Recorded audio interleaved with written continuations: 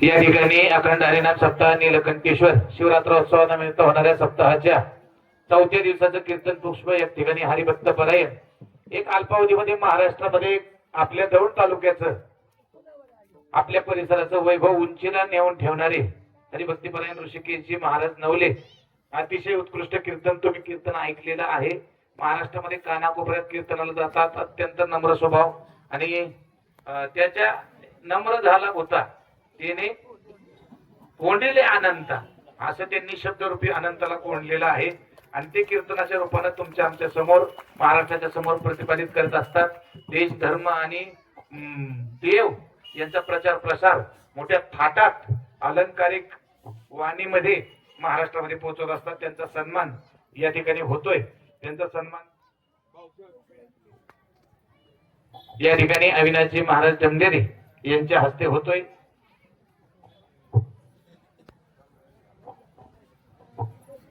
सगळं बरं आहे ना? त्यांना आता एक बायको आहे।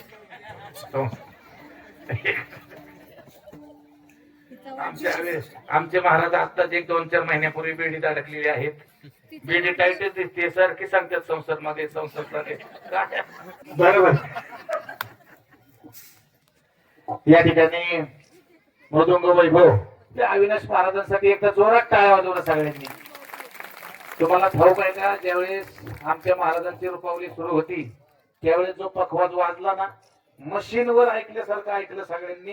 एवढं लक्षात घ्या, त्या ठिकाणी माणूस वाजवत होता, सोपं नाहीये।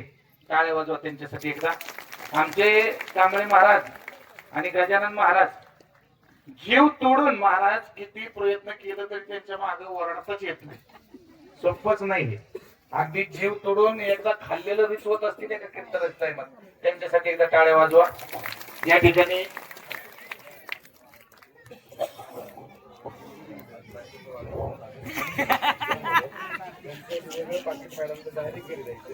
तुम्ही तर कामच केले। हे इकडं फोडायचं नाही याची तंबी देतो मी त्यांना, अजिबात फोडायचं नाही।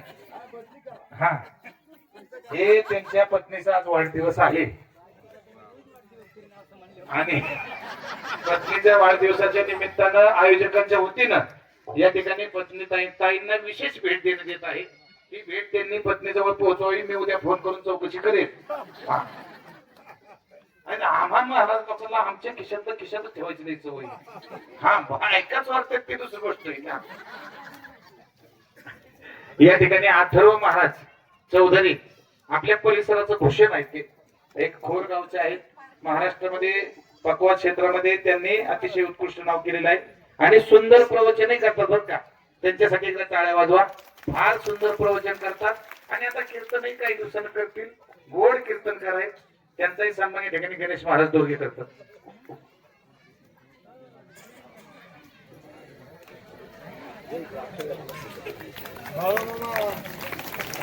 बरोबर आहे का?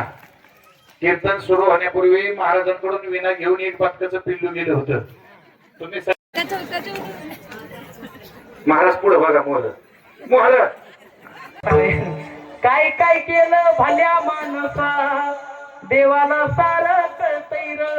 मग आपल्या बरोबरच आहे पाप, कसं तुझं तर पाप तुझ्याच माग सावली बनवून फिरतय र। काय काय केलं भल्या माणसा, देवाला सारं कळतंय र। म्हणून पापाचे भागीदार बनू नका। आशा साधूला टाळा आणि आशा साधूच्या सानिध्यात जा। ऐशियाचा पदर धरा, जेणे देव येईल घरा। देवाची कृपा मिळवण्याचा प्रयत्न करा। गड्या हो, आशा साधूवरती विश्वास ठेवू नका। आमच्या तुकोबरांनी जीवाचं कल्याण करतील त्या साधूवरती विश्वास ठेवला। तेच माझे हित करी ती सकळ कोणतं, जेणे हा गोपाळ कृपा करी। जे साधू मला देव मिळवून देतील ना, आशा साधूच्या पायावरती संताचे पायी हा माझा विश्वास। सर्व भावे दास झालो त्यांचा। एकदा मोठ्या प्रेमानं हातानं टाळी वाजवा, देवाचं भजन।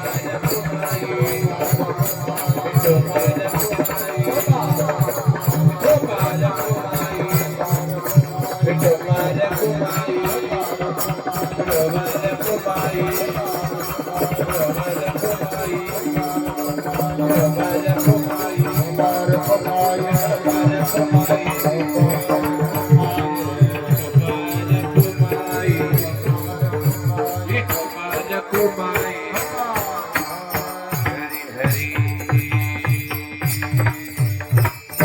संताचे पायी माझा विश्वास सर्व भावे दास झालो त्यांचा तिची माझे हित करीते सकळ जेणे हा गोपाळ कृपा करी. त्याने अर्थानं संतावरती विश्वास ठेवा, पण विश्वास वरपुंगी नसावा आहे. अंतरंगातून दृढ विश्वास ठेवावा. असा संत आधी निवडावा जो देवाची कृपा करून देईल. आणि एकदा का तो संत सावला ना, मग कदा न सोडावे, अजिबात पाय सोडायचा नाही, दृढ धरून टाकायचं. एकदा का धरला रे धरला, मग माझ्या जीवाचं वाटोळही तेच करतील आणि माझ्या जीवाचं कल्याणही तेच करतील. एवढा विश्वास पाहिजे. आपण नाही ठेवू शकत. आणि आपण जर ठेवला असता तर आत्तापर्यंत आपल्याला देव मिळाला बी असता बाबा, पण आपण ठेवत नाही. तुम्हाला एक गोष्ट सांगू का, इथं कधी देव आपल्या नाहीच हो. अंतरी संसार भक्ती बाह्यात का मनोनी अंतर तुझे पायी, म्हणून देवापासून आपला अंतर आहे. हे कारण आहे बाबा. संतांना सांगितलंय ना, देवाची कृपा मिळून देतो तर विश्वास राहिलाच पाहिजे. किती विश्वास माहितीये का, आमच्या गोरक्षनाथांनी ठेवला मच्छिंद्रनाथांवरती तेवढा विश्वास पाहिजे. किती विश्वास बाबा. स्त्री राज्यामध्ये गेलेल्या मच्छिंद्रनाथांवरचा विश्वास जळू दिला नाही, त्यांना पुन्हा परमार्थाच्या मार्गावरती पडत आणलं. मला एक सांगा, तुम्ही एखादा गुरु केला, ताई तुम्ही गुरु केला, तो गुरु तुम्हाला म्हणला बाई परपंचात काय पुढे लग्नाच्या भानगडीत पडते, संसार दुःख म्हणून बेकार संसारी, लग्न बिग्न करू नको, देवाची भक्ती कर, आनंदात राहा. तुम्ही बी स्वीकारलं, तुम्ही संन्यास घेतला. तुम्ही संन्यास घेतला साधूच्या सांगण्यावरून, आणि कालांतरानं आळंदीच्या यात्रेत तुमचा तोच गुरु तुम्हाला एखाद्या बाईच्या गळ्यात हात घालून फिरताना दिसला. मोठे महाराज तुम्ही काय करता? सहज आपण चपला काढून त्याला ठोकं टाकायला सुरुवात करू. पण कानित नाथांकडून ज्यावेळेस बातमी कळाली, अरे असला का असला गुरु तिकडे बाई बरोबर संसार करतोय श्रीराज्यात, परपंच थाटलाय, लेकरू झालंय, गोरक्षानं विचार केला असता तर त्याचा नाव दुसरा म्हणून दुसरा गुरु केला असता. पण नाही, नाथांवरती विश्वास आहे. पूर्वडेच्या रूपात गेला, नाथांना पुन्हा परमार्थात घेऊन आला. आई दृढ विश्वास गुरुवर.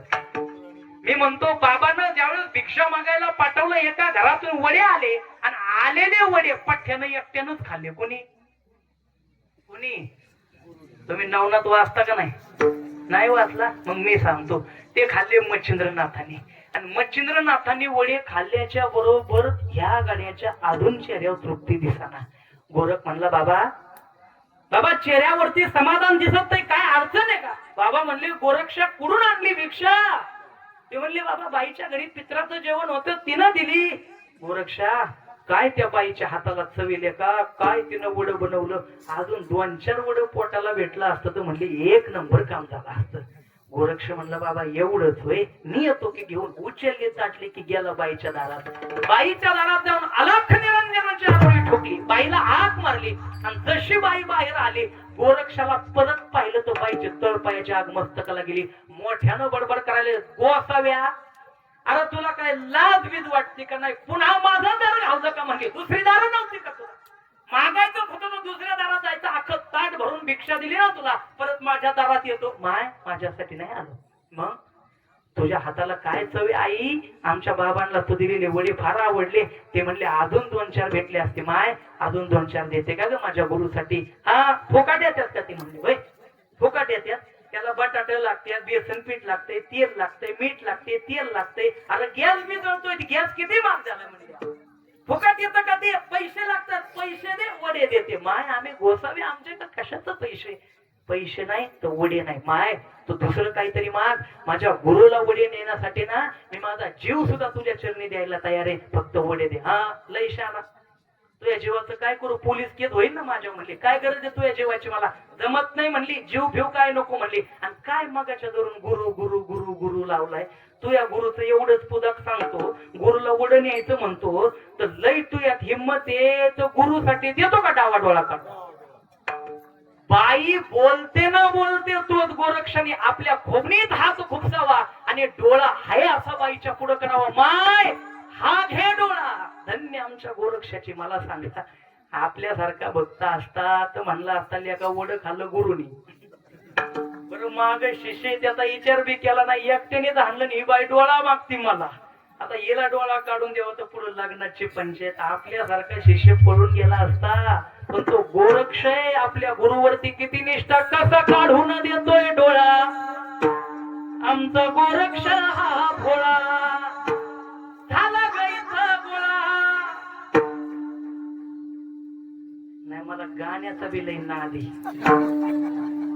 म्हणूच काय एखादा आता आलंय तू गाणं फुकट नाही ना म्हणेन. नाही ना डमडरी महाराज परपंच आहे माया मागे आता बायकोचा वाढदिवस साजरा करायचा 500 वर दिलं तर म्हणतो बुवा.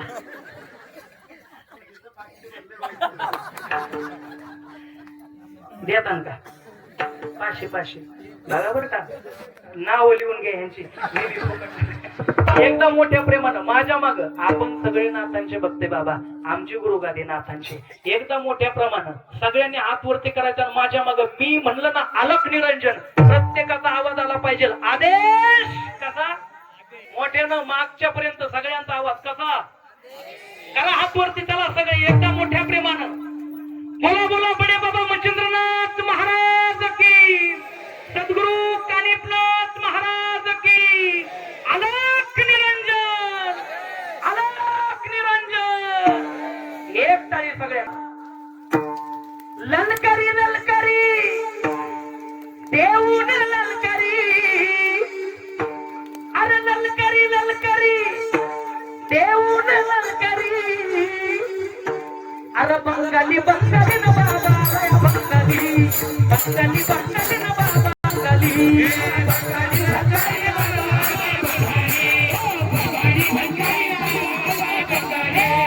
ललकरी ललकरी देऊन ललकरी ललकरी ललकरी देऊन ललकरी.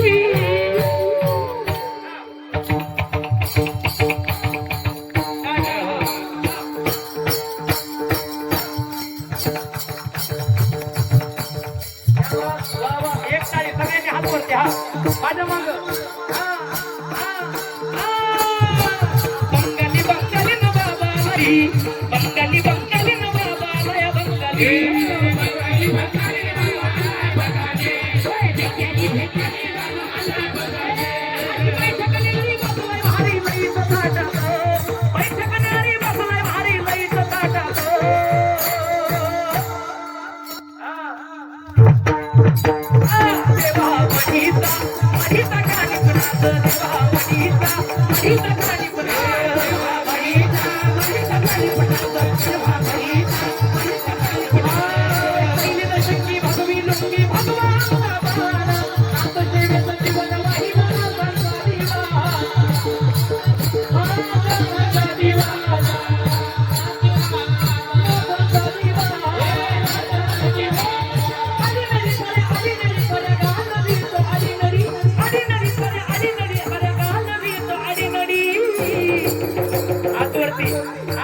हात वरती हा